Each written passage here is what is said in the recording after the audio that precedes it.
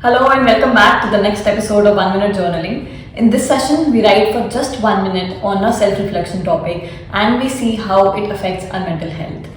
Now, before we get to today's prompt, I want you to understand one concept or a word for that matter. So there's a word called sabotage, which means intentionally or deliberately planning to cause harm to another person or thing or whatever, enemy specifically.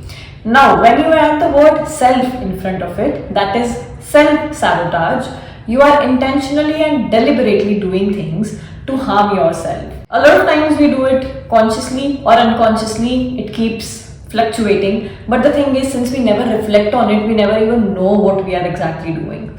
And that's the exact reflection prompt for today, which is try to make a list of all the things or all the ways in which you self-sabotage. Of course, I'll also share my list and we can share our insights after a minute. But let's get started writing now. I'll repeat the question. What are some ways in which you self-sabotage?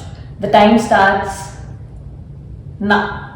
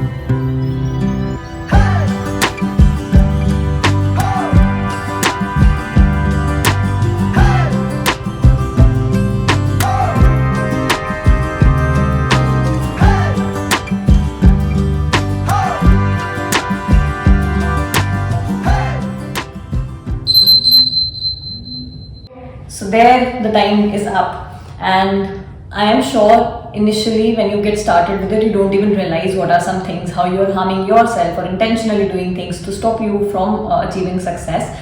But gradually, as you give it time, as you reflect more, as you observe yourself, as you observe your patterns, you will realize there are a lot of things that you do which you are not intently doing to harm yourself, but you are harming yourself. I'll just share my list in case it helps. I would encourage you also to share your list in the comment section so that we can all exchange our ideas, because I'm sure these patterns are pretty similar in everyone. So here is what my list looks like.